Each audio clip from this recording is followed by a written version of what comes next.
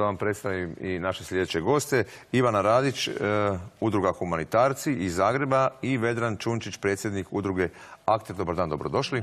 Evo, pogledat ćemo skupa cijelu priču pa ćemo je onda pokušati komentirati i dati odgovore na neka pitanja.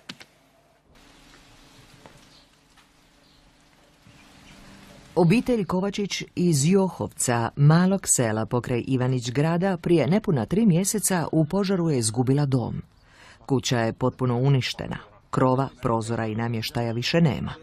Ostali su samo ogoljeni zidovi, izgorena odjeća i pokoja igračka. Tog naizgled uobičajenog petka kuhanje se pretvorilo u tragediju. Život im se srušio u trenutku. Kad je požar planuo, u kući je s roditeljima bila najmlađa kći, 3-godišnja Katarina. Ostalo 4 djece, na sreću, bilo je u školi. Gospođa Kristina još je u šoku. Zadobivene opekline još nisu zacijelile, pa nije spremna otkriti lice pred kamerom. Kada se je desio požar, kada je suprug rekao da moramo izaći van, da se požar širi po cijeloj kući, ja sam uhvatila dijete i suprug je pokušavao otvoriti vrata, ali plinovi nisu dozvoljavali vanjska vrata otvoriti. Ja i dijete smo opali kod ulaznih vrata na pod i nije mi dozvoljavalo ništa da uhvatim dijete zbog tih plinova. Odjedanput je suprug otvorio vrata i valjda taj zrak što je ušao u kuću nam je dao snage da izletimo van. Nakon što su uspjeli izaći iz kuće, gospodin Dražen se vratio kako bi uzeo mobitel i nazvao vatrogasce. Gospođa Kristina s kćeri Katarinom u rukama otrčala je kod susjeda koji su nazvali hitnu pomoć. Obje su zadobile opekline 2. i 3. stupnja na licu, rukama i nogama. Muž trenutačno, on se nalazi još u traumatološkoj bolnici, zadobio je teške opekline. Imalo je 9 teških operacija i stvari idu na bolje, ali sporim tijekom. Ova 7-člana obitelj teško živi. Otac i majka su nezaposleni. Kuća im je bila jedina imovina. Život im se srušio u trenutku. Sada 10-godišnji Vjeko, 9-godišnji Marko i 11-godišnja Helena žive s tetom. Najmlađa Katarina i najstarija Monika s majkom su kod bake u Sesvetama. Srame se siromaštva i nisu pristali na snimanje. Trudim se biti dobra, pomoći im koliko god mogu. Kuham, spremam, čistim, pomažem im oko zadaće, oko škole. Sve što im je potrebno i što im ja mogu pružiti, trudim se im maksimalno pomoći. Ostali su bez doma i bez uspomena, ali najteže im pada ova razdvojenost i briga za očevo zdravlje. Kada su u udruzi Akter čuli za tragediju koja je pogodila obitelj Kovačić, odlučili su pokrenuti akciju kako bi im pomogli. Akter je udruga akvarista i terarista koja organizira izložbe egzotičnih kućnih ljubimaca i održava edukativne seminare, te tako skuplja donacije za obitelji u potrebi. Za ovaj slučaj smo čuli preko jedne naše članice udruge koja je iz Križa i odlučili smo pokrenuti humanitarnu akciju za njih. Pridružio nam se klub Metropolis u Novom Zagrebu koji nam je ustupio prostorije za organizaciju koncerta. Skupili smo se na brzinu, pronašli smo ekipu koja će nam svirati i koja će nam pričati, odnosno imat ćemo stand-up komičare i rock izvođače bez struje. Obitelj nema prihoda, živi od socijalne pomoći i dječjeg doplatka, pa je svaka pomoć dobrodošla. Akteru su se pridružili i Facebook Humanitarci Zagreba, udruga koja na Facebooku prikuplja donacije i odjeću za obitelji lošijeg imovinskog stanja. Mi dajemo podršku teti Aniti koja je prigrlila 3 djece u svoju obitelj, koja se o njima brine. Skupljat ćemo hranu, znači suhomesnate trajne proizvode i higijenske potrepštine.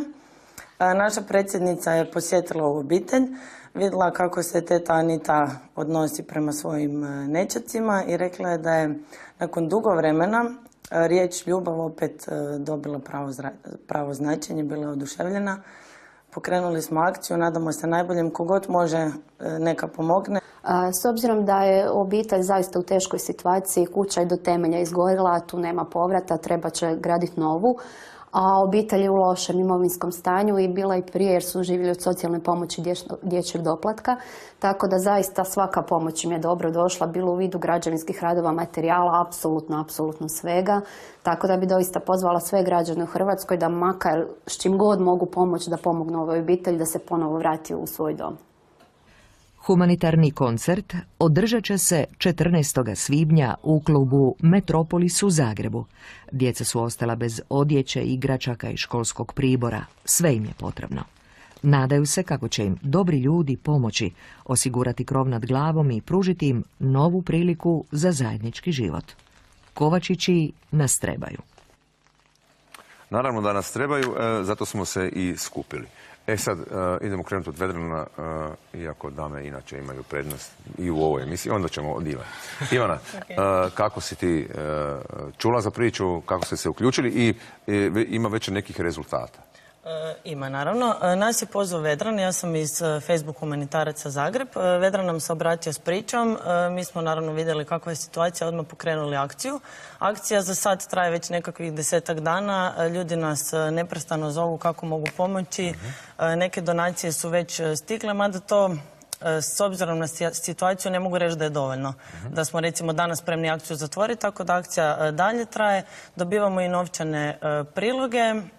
Moje cure iz udruge su već bile kod obitelji, jedan dio donacija su odnijeli. Spremamo se i ovaj vikend, u principu vikendom odemo ili u tjednu. Ako koja ulovi vremena, predamo donaciju. Tako ćemo idući vikend, akcija se nastavlja. Kogod može nek pomogne. Ako neko ima donaciju, a nema novaca za slanje paketa ili nešto, treba nam se samo javiti preko Facebooka na profil. I onda se sve organizira. Neko od nas će doći pokupiti. Vedrane, u akciju treba što prije zaključiti, meni se čini, jer kuću treba obnoviti. Kakva je tu situacija? Za sada ide dobro, znači skupljamo odjeću, obuću, eventualno namještaj. Sutra je koncert u Metropolisu, od 9 sati počinje. Tamo ćemo također skupljati, ako neko dođe sa donacijama odjeće ili obuće. Može se pogledati također na Facebooku kojim brojevima se radi. Zanima me, kuću, velim, treba obnoviti. Da li su donacije i te vrste građevinskog materijala? Ko se od institucija, općine uključio? Mislim da će trebati ozbiljniju pomoć. Ne mislim da je ovo neozbiljna, ali odjeća, paketi, to je jedna stvar, ali kad je kuća u pitanju, onda treba i novca dosta i... Da, pokrenuli smo ovo čisto da im sada u ovom početnom periodu olakšamo. Znači, pošto su ostali bez svega, treba im i odjeće, i obuće, hrane. Tako da za nastavak akcije će trebati angažirati i općinu i... A već jesu se uključili, sutra su na koncertu tu, ako sam shvatio dobro? Gospodin načelnik općine će doći na koncert i osnovna škola iz Križa se također uključila. Klinci skupljaju donacije, isto tako. Kako vam se čini, kako je cijela priča krenula, to bi moglo biti brzo gotovo ili će trebati vremena? Na početku sam prevedela. Mi pomažemo u stvari obitelji Novosel, to je teti Aniti kod koje su sad djeca. Vedran je rekao, oni skupljaju dio odjeće, mi prvenstveno hranu i higijenske potrepštine. S obzirom da je sad u obitelji teta Aniti 4 djece, plus ona i suprug, njima je to zaista najpotrebnije. Mi ćemo akciju držati otvorenu do onog trenutka dok vidimo da još ima interesa. Sad smo prošli, zapravo sutra je koncert, mi na svojim profilima to dijelimo. Dokle god ima nekakvog feedbacka, akcija će trajati, biti otvorena. S tim da ćemo mi tu obitelj pratiti dalje, ako treba normalno uskočiti, ali niko ne smije biti gladan, nikom ne smije ništa faliti, tako da... Vedrane, udruga se bavi ovakvim pričama, ovo je zadnje, do sad ste isto tako pomagali? Mi svake godine organiziramo Akter Fest, odnosno akvarističko-teroristički festival. Ove godine će biti 10. od 1. do 5.10. Isto humanitarni, da to znam. To je edukativno humanitarna izložba. Znači mi složimo hrpu terarija, akvarija, imamo grupe djece kojima objašnjavamo sve kako se drže životinje, a istovremeno sav prihod koji skupimo doniramo potrebitim obiteljima ili domovima za nezbrinutu djecu. Nažalost, lako ih nalazite. Vrlo lako. Hvala vam lijepa, Ivana, hvala tebi, Vedrane, hvala tebi na svemu što radite i želim vam da ova akcija što prije završi, da kuća bude obnovljena i da obitelj bude ponovo zajedno pod svojim krovom. Hvala lijepa još jedan.